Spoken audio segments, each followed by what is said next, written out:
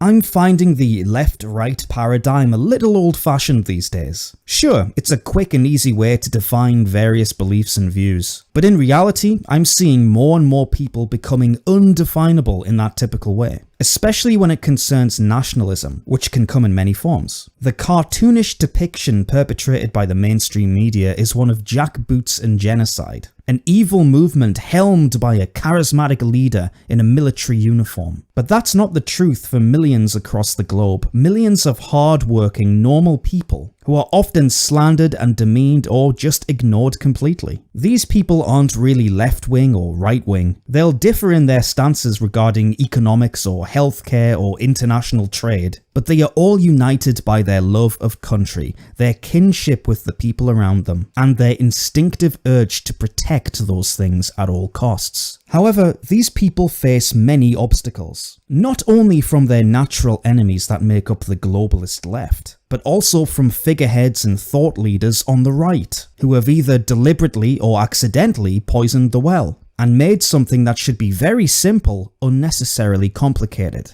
When I started to become politically active, I was constantly bombarded with videos and articles from well-respected commentators and recognizable platforms on the nationalist right that warned me about the dangers of something called identity politics. Apparently, identity politics were the root cause of all the problems we were facing, the cancer eating away at our nations from the inside. I had no reason to disbelieve these claims either, as everywhere I looked I saw minority groups advocating for more representation and power in specific industries, which usually ruined everything. I saw video game companies cave to demands to have female protagonists in historical war games. I saw the BBC ramp up diversity within their programming and work staff. I saw every shop on the high street hang the gay pride rainbow flag, and gay pride itself became a non-stop year-long annoyance that we all had to support unconditionally. Feminists were getting men fired from their jobs for expressing resistance to this new wave of progressivism.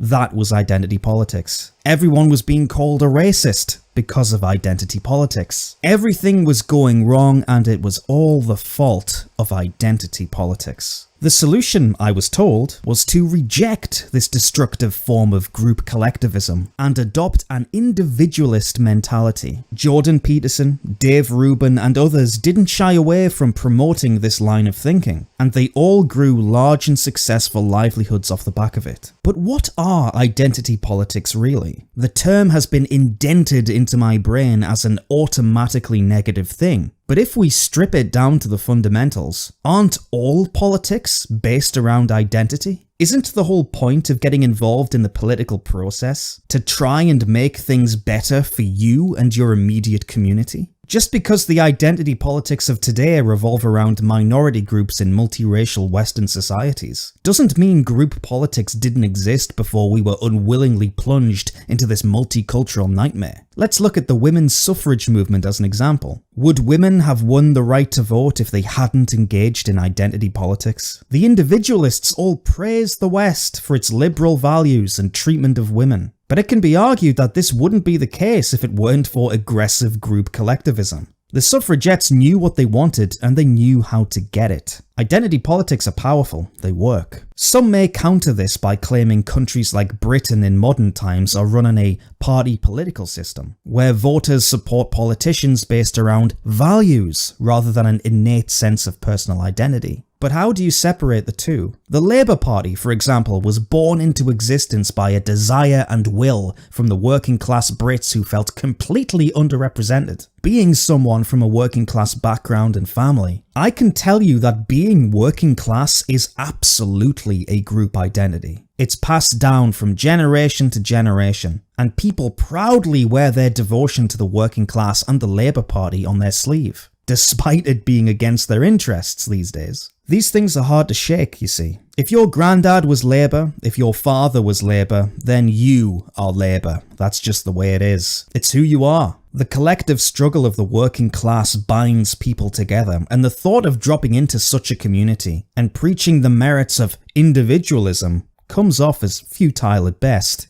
Do I celebrate this? No, I don't. It's no secret that one of my biggest frustrations in life is the stubbornness of the working class and their reluctance to sever themselves from the Labour Party, which, if they want to survive, needs to happen, as the Labour Party is the equivalent of a gangrene-ridden limb. However, this proves that our roots and heritage are almost immovable, and in order to move forward to achieve the things we want to achieve, this fact of life must be accepted rather than resisted. The great irony of the working class, of course, is that the organisation founded to fight for their rights is now in the process of abandoning them. Unfortunately, a collective block of uneducated white people just isn't sexy enough for 2019. Nope. Now there are so many different racial groups to attach oneself to, all of whom have better sob stories and historical injustices than the typical Brexit voting son of a miner from Sunderland. Most of all though, they all have much more political pulling power, as the only concern of contemporary British politicians is who can bend over the most for non-whites. That's how you get re-elected after all. It makes sense though. White demographics in Britain are shrinking all the time, so it's best to plan ahead and pander to the future voter base. You probably know where I'm going with this, and I apologise if I sound like a broken record, but it's time we stand our ground and assert ourselves in an identitarian fashion. The blunt truth is, Europe and the West have been sacrificed to globalism. We are being replaced in our own countries, and the only way to fight back against the horde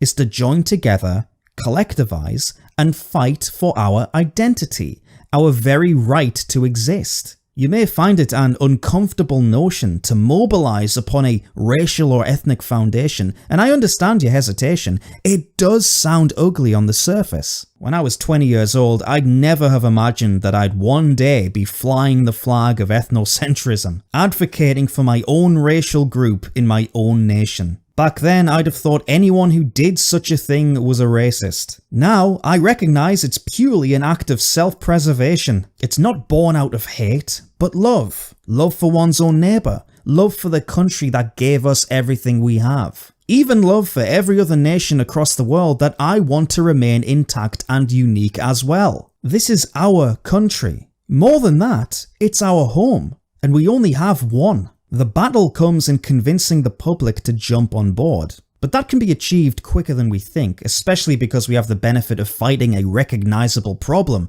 that even the most politically unengaged can identify. A couple of months ago, I was having a driving lesson, and my instructor, a working class guy from Newcastle, told me we'd be taking a new route through a part of town where we'd have to play a game called Spot the White Person. He said this without a hint of flippancy. His face was straight. And lo and behold, we drove through a neighbourhood where white people simply didn't exist. As we left, he turned to me and asked, "Did you spot any?" To which I replied with a no. "Nah, me neither," he sighed, and we moved on.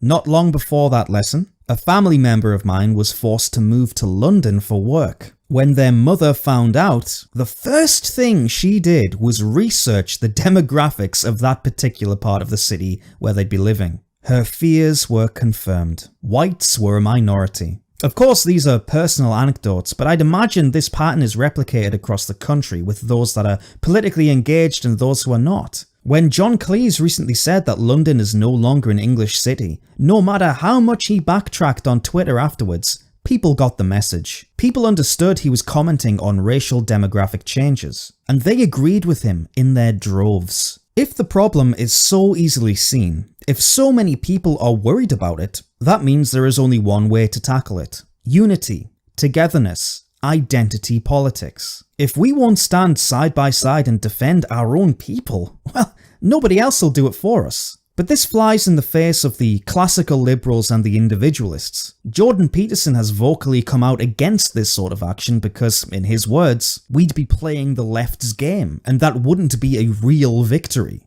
Like, I understand why the identity politics that has been practiced so assiduously and so devastatingly by the left has been co-opted by the right. I understand that. But then here's what I would say to the people on the right who are playing that game. If you play the game of your enemies and you win their game. You don't win. That's not victory. You just become the most successful exponent of their pathology.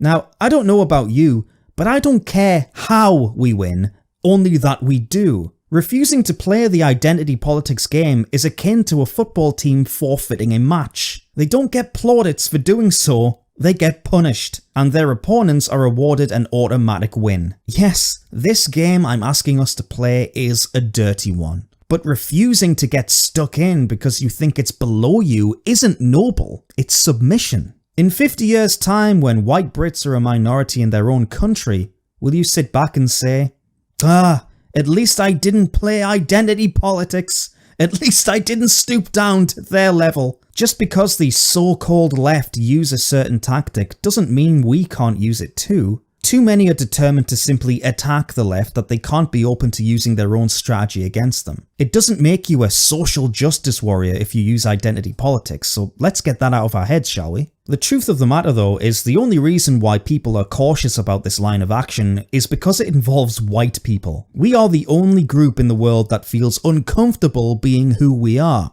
We are the only ones who feel misplaced historical guilt for what our ancestors did. We are the only ones being asked to open the gates and give up our land. This mental sickness is killing us. No other group feels this way. They are all innately proud of who they are, and they have no hang-ups about grabbing power for themselves at our expense. I was watching an interview between Candace Owens and Dave Rubin recently, two people who often preach against group collectivism and identity politics, but halfway through the video, the following exchange took place. When the Women's March was dealing with this whole thing about how they were treating Jews, they were literally talking about, well, wait a minute, do we have to treat Jews like white people? That was the idea. Now, of course, Judaism is a religion, so there are black Jews and there are white Jews and there are Latino Jews and everything else.